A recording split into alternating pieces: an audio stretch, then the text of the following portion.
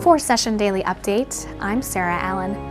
The House Public Safety and Crime Prevention Policy and Finance Committee, chaired by Representative Tony Cornish, is the next committee on our daily legislative broadcast.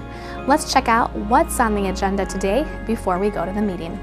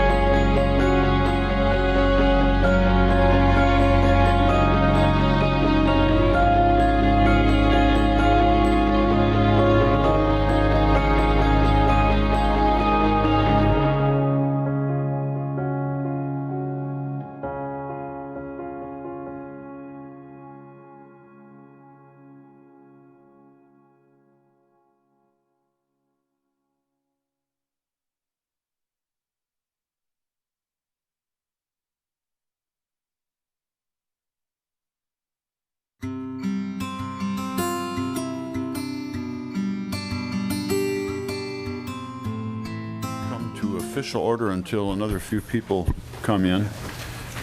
House Public Safety and Crime Prevention Policy and Finance Committee today is going to hear House File 291, which will basically be the vehicle for our Public Safety Omnibus Bill. And members, I have a author's amendment to A2. Well, first the DE and then the E2. Oh, the DE2 first. Well, that's right. We can't move the amendments until.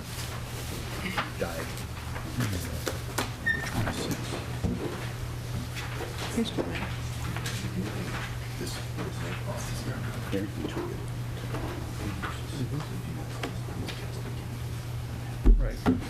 Okay, when we get here, we'll move. What? We have a quorum. Oh, we have a quorum then. Okay, we'll bring the meeting to official order and start out with a roll call. Representative Cornish. Here. Representative Johnson. Here. Representative Considine. Representative Dean. Representative Flanagan. Representative Hertas. Representative Hillstrom. Here. Representative Howe. Here. Representative Lomer. Here. Representative Lucero. Here. Representative Newberger. Ready to serve. Representative O'Neill. Here. Representative Quam. Present. Representative Rosenthal. Representative Schoen. Representative Ward. Here. And Representative Zerwas. Okay, entertain a motion to approve the minutes of April 6th. Is that it? Yep. So moved. Who did? So moved. Representative O'Neill moves the minutes of April 6th. All in favor, say aye. Aye. Aye. Opposed? Okay, now, Chair will move House File 291 as our omnibus bill and also move the DE2 amendment. To get it in the shape we'd like it. All in favor, say aye. Aye. Opposed? And then the A2 amendment, and then I'll explain both. You have the A2 amendment in your packet. Any questions? All in favor, say aye. Aye. Opposed? Okay, member House File 291 is our omnibus bill. Included in it for the bills that we've included. This would be Representative Heinzman's. Oh, this is Erdol's here. This is the stop arm violation for a school bus. And We've heard that. Yes, we've heard that one, and Representative Heinzman's is Section 2, repeated violations of driving without a license. And then what's section? And then Section 3 would be the Representative Lomer's bill. All right, and we don't have any other amendments. This, the A2 amendment, if you'll recall, last year, our conference committee report, we allowed the disaster contingency account under the DPS to be used for pay costs for the avian influenza emergency response activity through 2017. And this amendment would, they haven't had access to the fund, so Representative Hamilton requested the A2 amendment on behalf of the Ag Committee, and this would extend the eligibility to access the fund through 2019. It clarifies that other potential animal disaster emergencies could qualify to access the fund if needed. Any discussion on either of the amendments? In this, the theory behind the bill that we have here in front of us today is that this was not a funding year, and we were fairly generous last year, and so we didn't include any funding issues per se to the agencies. There are a few bills moving around in other committees that went through here that will be funded eventually out of the other bills category in Ways and Means Committee. So, questions to the bill? Mr. Chair. Yes, Representative Hilstrom.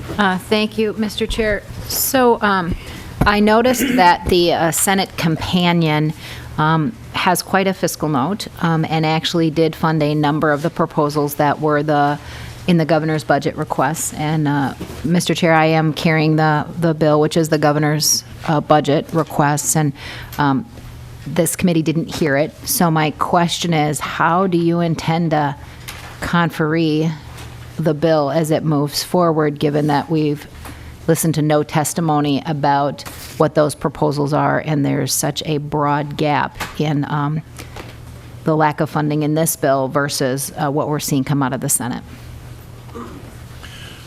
The best answer I could come up with is that, we didn't plan on funding those things, so we really didn't want to hear them if we didn't plan on funding, because it wasn't a funding year. And so going into the conference committee, I think it'll be similar to the sessions we've had before, where we've taken things that were completely off the map and plugged them in. The Senate doesn't like to do that, but if they want a deal, they'll have to do that. And so we'll negotiate those in the conference committee. And I understand there's might be a couple people here today that want to testify, but it's not impossible.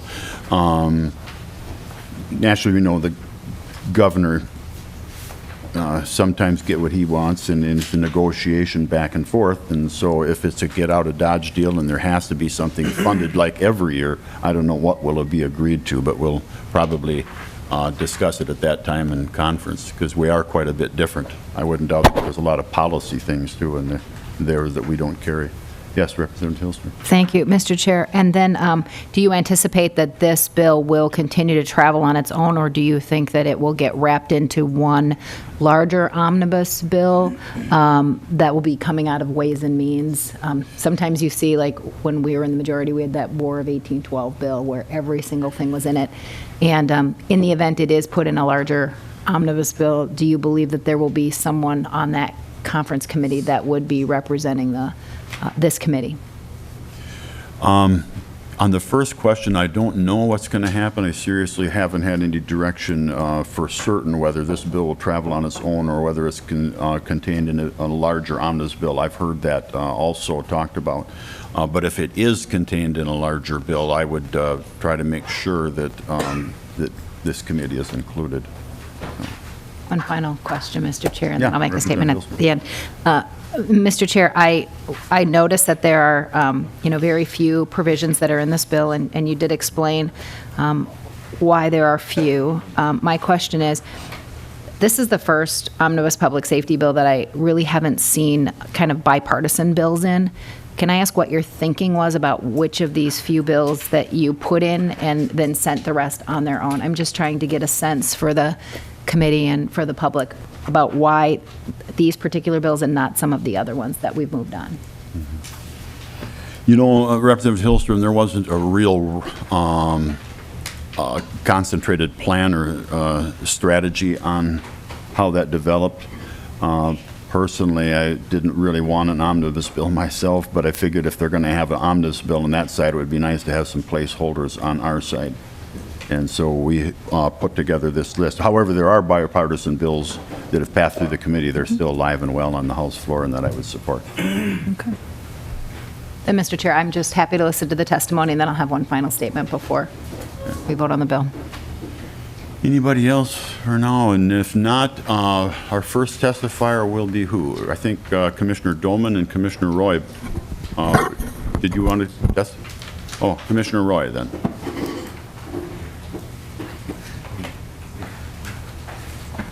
Welcome, Commissioner. State your name and title and begin.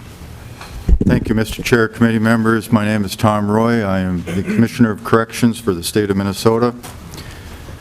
I'm reflecting on the chair's comments that were just made with Representative Hillstrom, and I will be very brief with my comments. It is very conspicuous that there is an absence of funding for the Department of Corrections in this bill in terms of supplemental requests that the governor has made. I know the committee is aware of those requests, so I won't detail them, but they certainly reflect some important initiatives and operating necessities for the Department of Corrections, including employee compensation.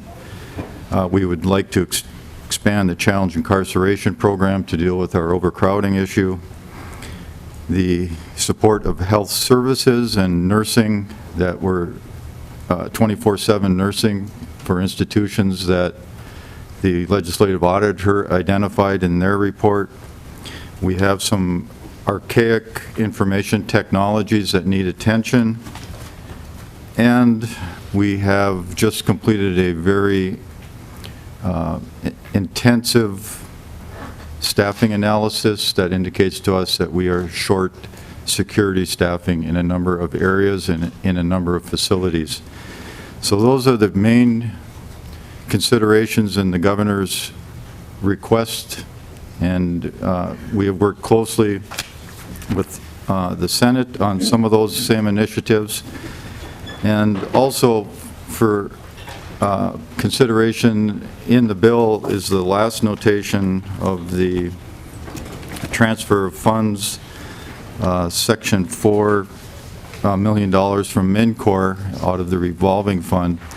And we have provided you with a handout that is multicolored that is in front of you. And if in fact there might be some of you committee members that aren't familiar with the business operation of MNCOR, it is a standalone business operated under the auspices of the Department of Corrections. It contributes positively to our corrections environment. It contributes to the state. And the last chart, the circular chart on the back page, shows how MNCOR wages positively impact a number of victims, restitution, and very positive child support, very positively contributing to the betterment of those correctional court orders. And so we just feel that it's important for you to have the information about MNCOR so that if in fact this $1 million is part of this bill, you have the best information to make that decision. We have staff in the audience. If in fact you have any specific questions about any of those considerations, we will gladly answer those questions. If not, Mr. Chair, that concludes my testimony. Okay, Commissioner, I couldn't agree with you more about MNCOR. That's why we only took $1 million.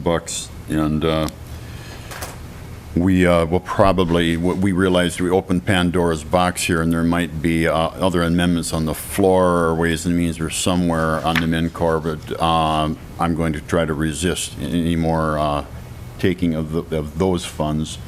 Last time we talked to the people there, they told us about the committed funds and the money that they would like to spend, but we figured that we could draft $1 million out of there without hurting the program. But we do believe in it, and when we've toured the prisons, we've seen the good use of the MinCor funds. So, Representative Hillstrom. Thank you, Mr. Chair and Commissioner. Between now and the time that we see this bill on the floor, in the event that this budget target doesn't grow, it would be important that we know and understand what the consequences to the department would be in the event there were no additional resources provided, whether we would just see initiatives not start or whether we would see layoffs or what those kinds of consequences might be. If you could please get that information for us between now and whenever this comes up. Mr. Chair, Representative Hillstrom, we have prepared those impacts for past committee, and I will just put a description on it that it would be significant impact without supports in these areas. And I don't know if Representative Hillstrom would agree with me or not, but it's harder actually to govern, and I think, in a year of surplus than it is in deficit. In a year of deficit, everybody just wants to be on hull defilade, term used in the military, where they hide and they just leave us alone. But in a surplus, everybody's after you.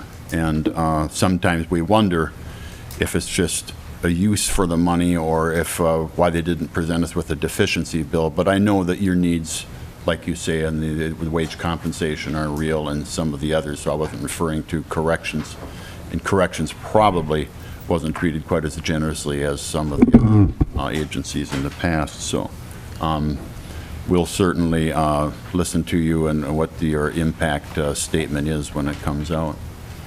Representative Quam? Thank you, Mr. Chair. Looking at the bottom of the, I guess the back of it, where it has $2.3 million given back to Minnesota's general fund in the last 2 years, so it sounds as if it's greater than $1 million a year. Is that part of the budget calculation, the expectation there would be this, or whatever ends up resulting goes back to general fund? So if there's $1 million difference, basically, doesn't that mean that there would only be a couple $100,000 coming back to the general fund instead of, I'm trying to understand, money comes back, I assume it's excess from expenses. Well, if there's less upfront funding, don't you just end up with less excess money at the end to give back to the, it's just a curious question about that. Yeah, Commissioner, if you could explain what that block, it's a little confusing. It makes it look like $2.3 million was given back because of the budget cut or something like that. If you could explain what that block means. Mr. Chair, Deputy Carlson is prepared to answer that, but I think the essence of the question is MinCor is a profitable business, and this 2.3 was part of the previous budgeting from this committee in the Senate of the final agreement. What surplus funds from the profits would go back into the general fund. Go ahead, ma'am, with your name and title. Mr. Chair and members, my name is Terry Carlson. I'm the Deputy Commissioner of the Facilities Division. Thank you for your question, and for clarification, the 2.3 that went back was not money that was given to us by the legislature, as the Commissioner said. It's money that's made through the sales and goods that we work on within our prison industry. So it's money that this committee and committees chose to take from us. And a while back, the legislature authorized us to have up to 6 months in operating dollars set aside in the event that we would have a shutdown of a business or a major issue in one of our business units. And it's from that money that these monies being considered would be taken. And right now, we only have 3.7 million unencumbered dollars set aside.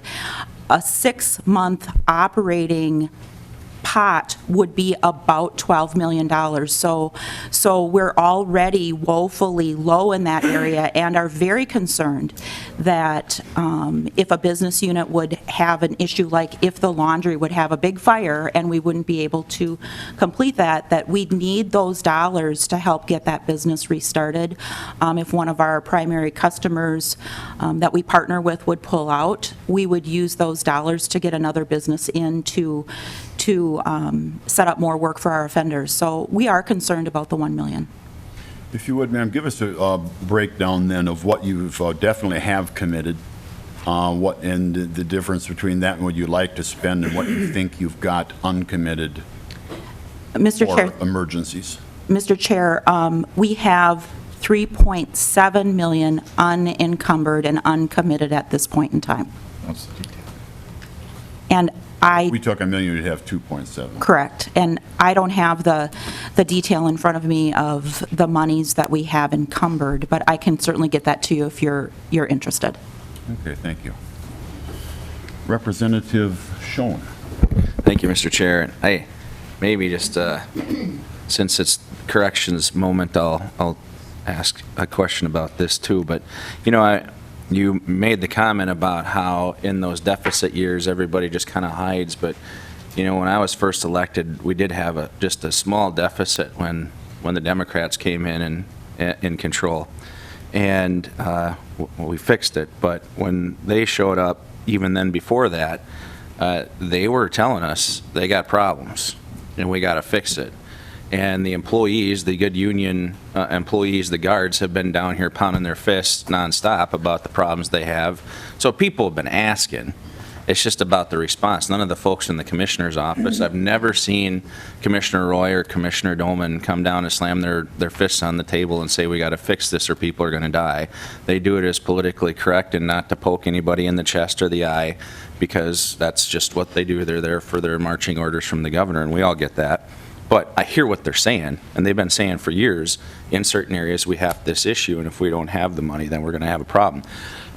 But since the Commissioner of Corrections is sitting here, we had a small noteworthy hearing that Representative Miller had a bill here that you support on opening up the prison in Appleton, and that's going to take a significant amount of funds of people. Even if the lease didn't come through this committee, if that's the goal we're going to go to or the direction we're going to go, that's not even noted in your bill or the budget. So is that not something that you're pushing for now at this point? I'm just curious because it's not in the funding mechanism here for the finance. The Appleton question? Yeah. I think the Appleton question will only happen once the prisons run out of space, when we don't fund their bonding proposals. And then they'll have to face the fact that we're going to have to use Appleton. And we'll have to come back in the majority to do that, of course. But I think it's going to come down to that. I don't think because of the union fight against it, just for the sake of a union fight, that it will ever happen on its own. So it'll have to be a forced issue by us not expanding prison space. So then we come to the fact that we run out of room, then maybe we'll address it seriously. Best answer I can give. Well, Representative Cornish, we're out of room. We're 500-700 beds short. And that's not the issue. I was just curious. You're not going to be pushing it this year, then? Is that what I'm understanding? Because it's not funded. This is the finance committee that would have to fund the staff, and we didn't have a fiscal note on it to begin with. I was just curious if we had any progress on that, or they just didn't ask for it or push for it. Yeah, I don't know if you mean by pushing it. I guess we still believe in it and want it, but I think it'll only take the stark reality of running out of room before it'll happen. That'll be the triggering event. So, but we still believe in it, but the governor and the Senate has said they're not interested, so we're going to spend our time in what we think we can actually accomplish. Okay, and just one more time, Chair Cornish, they've told us we're out of room, right? We've got prisoners out in county beds, like to the tune of 700, Commissioner, 500? So It's not that the room is there, I mean, we're utilizing other spaces, but yeah, I hear the direction you're going, so thank you. When they open up the gates and they start fleeing across the grass, then I guess we'll be out of room. All right. Now, Representative Ward. Thank you, Mr. Chair. I want to just express some concern about this as well from the human aspect. Besides just the numbers of beds, we're putting people in jeopardy when we don't provide the manpower and the services. Most of these people are going to come back into our communities, and we're not giving them the money to be able to provide the services that they're mandated to do. So I'm really concerned about taking the money from MnCOR and not providing the money that's needed, that they've told us they need. And I realize you've got a budget limit, but I just want to express some real concern that we're not doing the responsible thing to do some prevention and interventions where we're supposed to, and then doing the proper interventions in the prisons, and keeping people safe by providing the manpower that's needed. The best explanation of our budget this year would be, I think it's evident to, I don't know, all the committee and the people in the room and the people out there in TV land, that we'll never have enough money. Here we are with a huge surplus, and still people wants and needs and crises, and I don't think we'll ever be able to shovel enough money out of the back of the truck to satisfy all the state agencies' wants, needs, welfare, and so we are faced with the decision of making decisions, and a lot of the people out there want broadband, transportation, and tax relief, and you can't do everything, and so we took the money from the least harmful area of the budget. We could have drained specialty courts, but I don't think anybody wants to do that. But so we come up with our plan, and we will debate it until May, what is it, 23rd or 4th? 23rd. 3rd, all right. Anybody else? Anybody on the crowd? Thank you very much, Commissioners. And anybody else? Commissioner Doman. Thank you, Mr. Chair, committee members.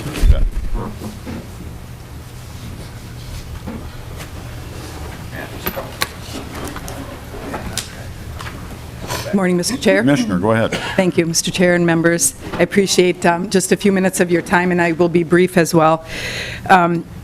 As we plan for this session and the potential for the supplemental budget, we had our divisions in our agency submit all of what they thought were critical needs. And then we took another step and evaluated what we really thought was critical and what we thought could wait until another budget or the next budget session. Under the jurisdiction of this committee, we had one ask, and that was to $650 million ask, or $650,000 ask for the second year of this.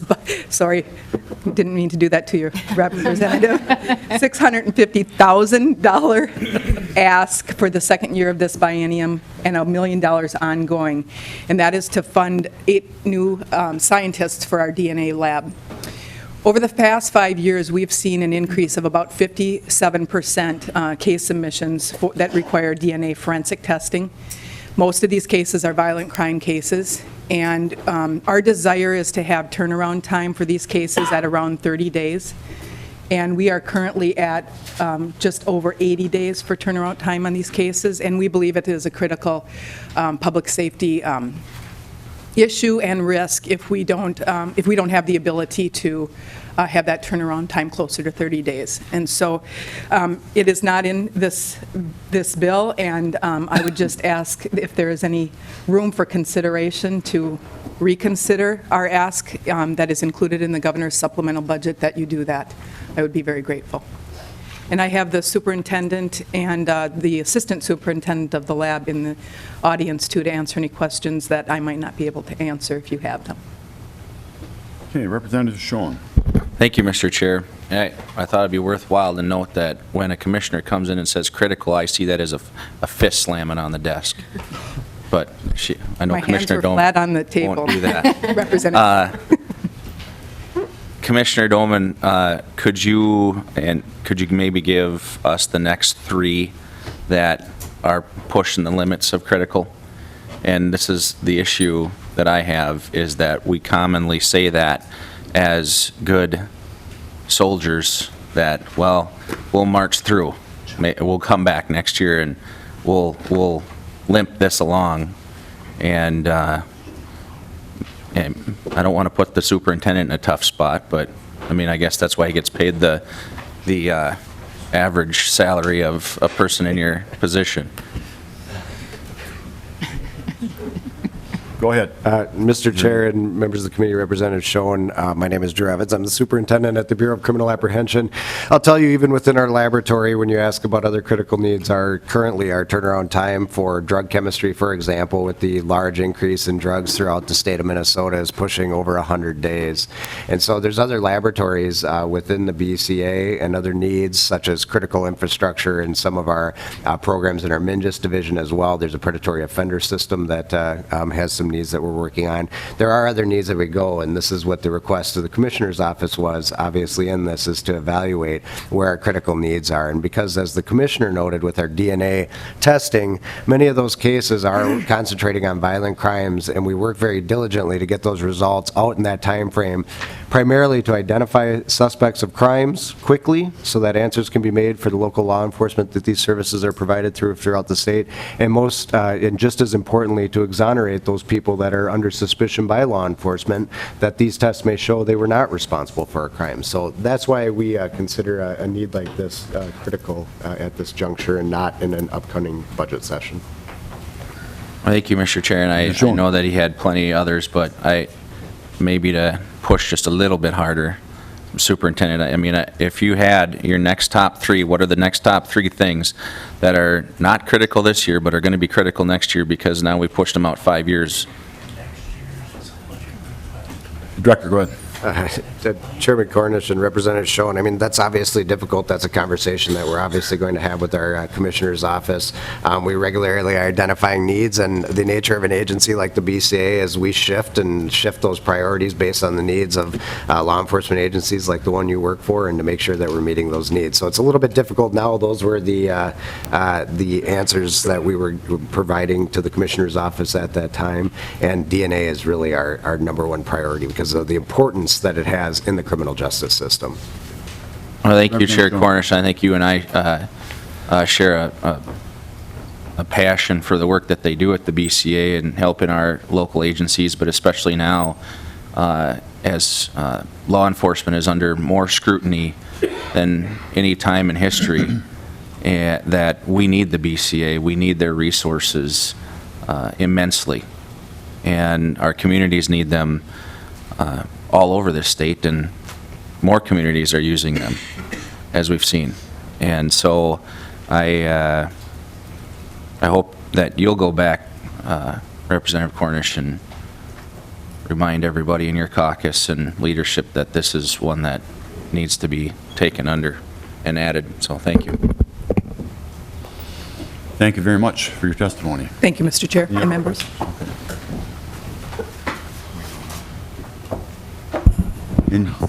Anyone else, any of the agencies or the public want to testify? Yes. Go ahead, sir, with your name and title. Mr. Chair, members of the committee, I'm Matt Woolman. I'm Assistant Commissioner at the Minnesota Department of Agriculture. Just wanted to draw your attention to, if we may, to the A2 amendment language. On line 1.14, it broadens the account use for avian influenza and any animal disease emergency. And I just wanted to suggest that the committee might want to consider using for avian influenza and any agricultural related emergency. Agriculture faces a lot of threats, a wide variety of threats, from agriculture to crop diseases to bioterrorism and the like. This would be consistent with what the Ag Finance Committee is currently working on in terms of looking at the avian influenza money from last session in their Omnibus finance bill. making it for both livestock-related emergencies as well as crop and other emergencies. So just something for the committee to consider. Thank you, sir. I think it's probably not a bad idea. It does expand it more, though, wouldn't it? Once we get out of animal and say any agricultural disease emergency? I'm sorry, Mr. Chair. Would that expand it even more? Because we're talking about animals, but you say to insert something about any agricultural, agricultural animal or agricultural disaster? I think you make, my suggestion to you, Mr. Chair, would be that you make it agricultural related.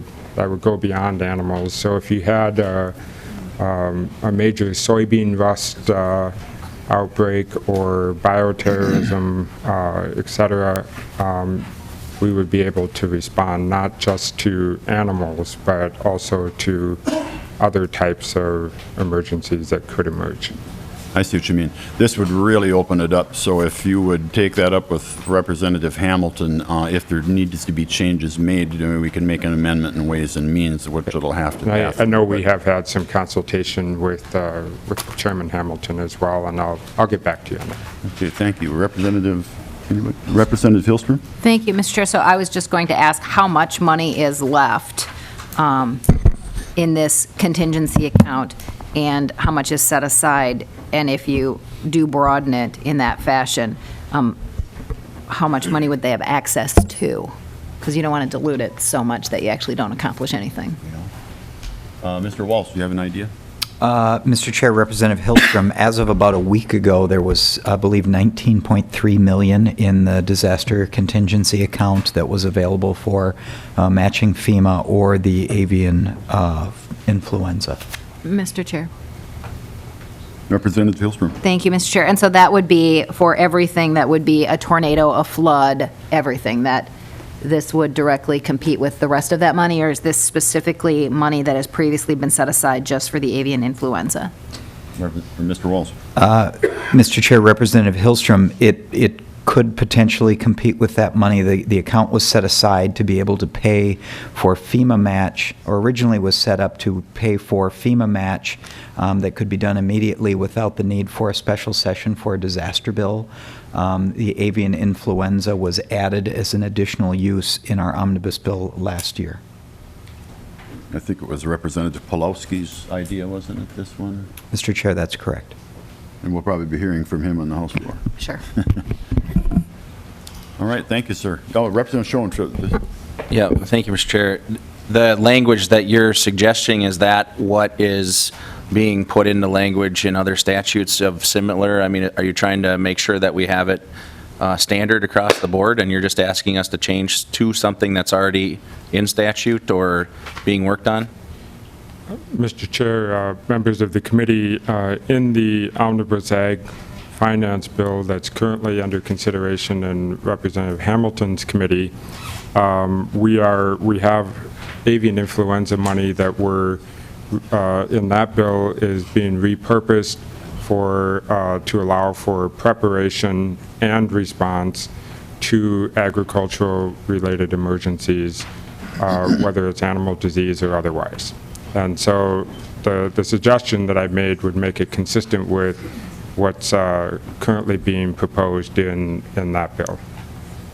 Thank you. Mr. Chair, I mean, I'm sure that, I'm not saying make it today, but it sounds like this is something we probably should do, because the next outbreak could be on dairy farms or anything else. And if that leaves us susceptible in some way, we could have a bovine issue again, or whatever else may come along, that if we're just putting avian influenza because of the dust up we had last year related to trying to pass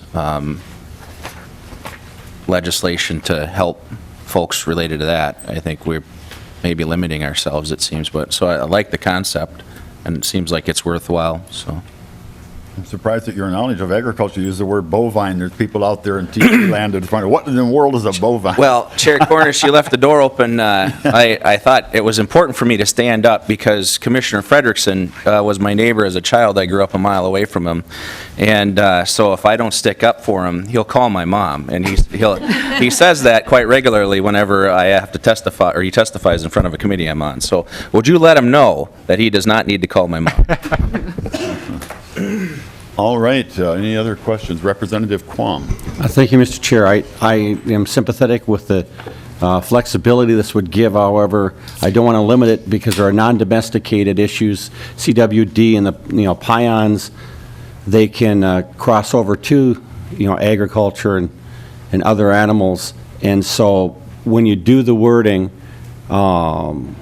maybe make sure that you can handle, you understand what I'm saying, because there are elk herds and deer herds, but there are non-domesticated that, and you're talking very expensive to take care of those situations. So just a hope that we can make sure when we get flexible, it's not limiting us in those situations.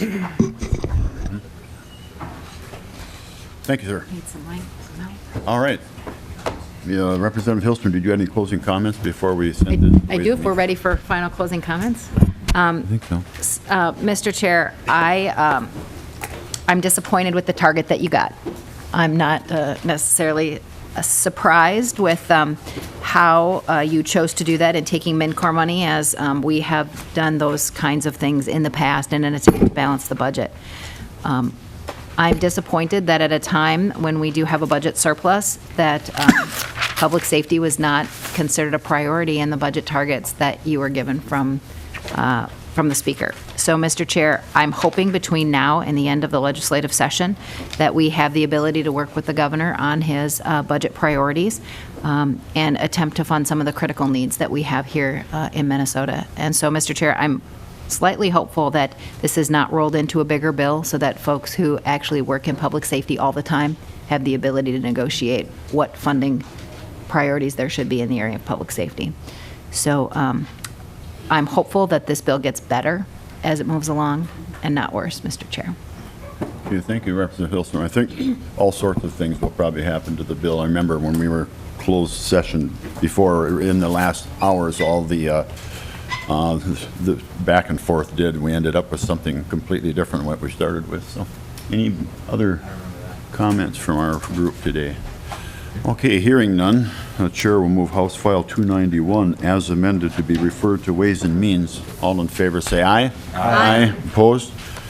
Okay, thank you very much. Meeting adjourned. Meeting adjourned.